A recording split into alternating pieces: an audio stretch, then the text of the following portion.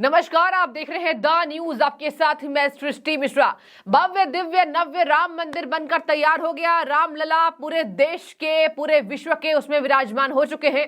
और अब देखिए, जब रामलला विराजमान हो गए तो राजनीति ने रंग ले लिया है। बड़ी खबर इस वक्त की, ममता बनर्जी तुष्टीकरण की राजनीति करने वाली नेता, मुख्यमंत्री पश्चिम बंगाल की, कह रही है देश में बेरोजगारी है, मुझे नहीं पता, मुझे कोई फर्क नहीं पड़ता। बड़ी खबर आप देख रहे हैं, ममता बनर्जी का बयान जो सामने आया है, कह रही है कि मुझे कोई फर्क नहीं पड़ता कौन किसकी पूजा करता है, मुझे ये फर्क पड़ता है कि देश में बेरोजगारी बहुत ज्यादा है, तो देश का पैसा कहां गया इसका हिसाब मुझे चाहिए कि देश का पैसा कहां गया।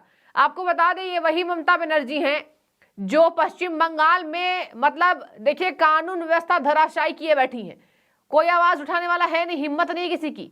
मुख्यमंत्री भले एक राज्य का राजा होता है, लेकिन इसका मतलब ये नहीं कि आपने इतनी अति कर दी कि कोई कुछ वहां आवाज नहीं उठा पा रहा है। बता दें, बीजेपी के वोट शेयर इस बार पंचायत चुनाव में वहां बढ़े थे। उसके बाद से ही ममता बनर्जी की राजनीति एकदम अलग मोड़ पर है। ममता बनर्जी ने राम मंदिर में बहुत बड़े बड़े बयान दिए। इन्होंने राम मंदिर का विरोध नहीं किया, लेकिन कहा कि नहीं जाऊंगी। विरोध कैसे कर लेती? उनको पश्चिम बंगाल में हिंदुओं के वोट जो बटोरने हैं।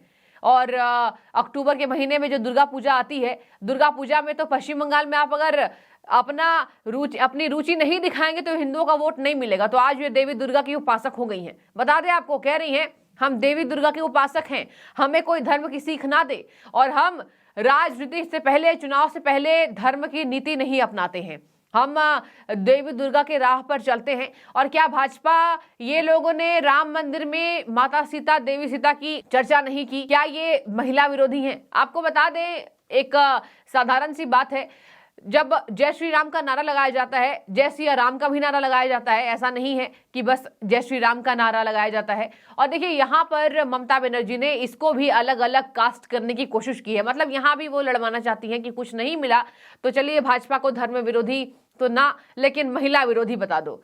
महिला विरोधी भाजपा होती तो आज देश की राष्ट्रपति द्रौपदी मुर्मू नहीं होती, आज बड़े बड़े संस्थान में महिलाओं की उन्नति नहीं हुई होती। और देखिए, महिला विरोधी नहीं होती तो महिला संरक्षण कानून भी नहीं आता। बता दें आपको, ममता बनर्जी ने पश्चिम बंगाल में सद्भावना रैली निकाली 22 तारीख को। 22 तारीख को हर जगह अलग अलग तरीके से राजनेताओं ने अपने कार्यक्रम को रखा ताकि कोई उंगली ना उठा पाए। राहुल गांधी असम में जाके बैठ गए, शंकर देव मठ जाने से उन्हें रोका गया, कहा गया आप 3 बजे के बाद जा सकते हैं। ये तमाम बातें हुई हैं। और देखिए, आपको बता दें, उन्होंने काली घाट मंदिर में पूजा की, उसके बाद उन्होंने विशाल सभा को संबोधित किया और विशाल रैली निकाली। उन्होंने उस रैली में सभी धर्मों के लोगों को वो लेकर चली। ममता बनर्जी ने उसमें हिंदू, मुस्लिम, सिख, ईसाई, पंजाबी सबको लेकर चली वो, और सब धर्म के गुरु वहां पर शामिल थे। और उन्होंने कहा कि धर्मनिरपेक्षता हमारे देश को जोड़ती है। इस रैली का समापन सर्कस मैदान में एक विशाल सभा के बाद हुआ था। और ममता बनर्जी ने कहा कि हम ये राजनीति नहीं करते हैं, मुझे कोई फर्क नहीं पड़ता है, आज देश गरीब हो गया है, देश का पैसा कहाँ है, देश में महंगाई है, बेरोजगारी है, उस पर कोई बात नहीं करता है। बता दें आपको, महंगाई, बेरोजगारी विपक्षी पार्टियों को केवल राम मंदिर में याद आता है, ऐसा बीजेपी का कहना है। बीजेपी का प्रहार इसी बात पर टिका हुआ है। बीजेपी कहती भी है कि इन्हें राम मंदिर से इतनी दुश्मनी क्यों है। क्या ये नहीं जानते कि कितने कार सेवकों ने अपने जीवन को न्यौछावर कर दिया? हम तो तब भी अपने घरों में सुरक्षित बैठे हैं। कितने श्रमिकों ने इसको बनवाया है भव्य तरीके से, कितने कार सेवकों ने इस पर अपने प्राणों की आहुति दे दी। जैसे देश की रक्षा करने में हमारे सेना को सलाम है, वैसे ही राम जी की रक्षा करने के लिए कार सेवकों को कोटि कोटि नमन है। सब कल रो रहे थे। और देखिए, ममता बनर्जी राजनीति कर रही है, इनको आदत है तुष्टीकरण की राजनीति करने की, ऐसा बीजेपी कह रही है। राम मंदिर पूरे देश को, क्या पूरे विश्व को भावुक कर गया। और इजराइल के, देखिए, इजराइल में भी बेंजामिन नेतान्याहू ने कहा कि वहां पर कि राम मंदिर पर बहुत बधाई भारत को, कनाडा ने बधाई दी है, अमेरिका ने बधाई दी है। और देखिए, तमाम इंटरनेशनल क्रिकेटर्स, ऑस्ट्रेलियाई क्रिकेटर्स ने अपने इंस्टाग्राम पर पोस्ट किया। तो देखिए, कितना बड़ा मुद्दा था राम मंदिर, न जाने क्यों इतने सालों से अटका हुआ था। ये केवल राजनीति की वजह से लोगों की जान गई है, ऐसा कह रहे हैं जनता, कि केवल अगर इस पर राजनीति नहीं होती तो इतने लोगों की जान नहीं जाती। राजनीति हुई, मुलायम सिंह यादव ने गोलियां चलाई, और देखिए क्या दिन देखना पड़ा कार सेवकों को, कितने लाख लोग मरे। तो ममता बनर्जी को इस बात में खुशी मनानी चाहिए। पूरा देश भावुक है, तो वह कह रही है कि हम सभी धर्म को लेकर साथ चलेंगे। देखिए, सभी धर्म को लेकर भाजपा भी साथ चलती है, लेकिन भाजपा पर ये झूठा आरोप बीजेपी ये कहती है कि लगाया जाता है कि वो केवल हिंदुओं की हितैषी है। ऐसा नहीं है, सभी धर्म को लेकर चला जा रहा है। और देखिए, एक शासक है, वो धर्म निरपेक्ष, भारत में धर्म निरपेक्षता के अलावा और कुछ नहीं कर सकता। तो अगर वो धर्म को बांटते तो आज देश उन्नति पर नहीं होता। उन्नति पर देश जा रहा है, यानी सभी धर्मों की मिलीजुली है। और यही वजह है कि आज देश तीसरी अर्थव्यवस्था बनने की कवायद तेज कर रहा है और 2034 तक कहा जा रहा है कि तीसरी अर्थव्यवस्था भारत बनकर तैयार हो जाएगा। बता दें आपको, राम मंदिर से बेरोजगारी में भी कमी आई है।